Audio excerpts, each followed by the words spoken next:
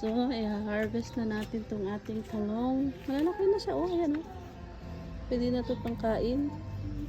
Medyo tumanda na nga eh.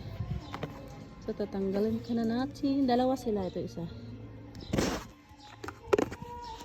Yan. Paano ba to?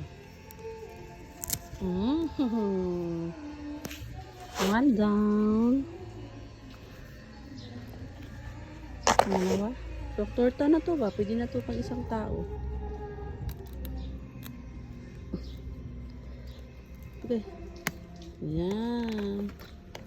Dalawa. Nakakain na tayo sa talong. And marami pala akong sibuyas dahon nun. Yan. Tapos meron na. Dalawa. Meron pa sa baba. Marami pa dun sa baba. Talong. Ito oh. Kasi nung gusto na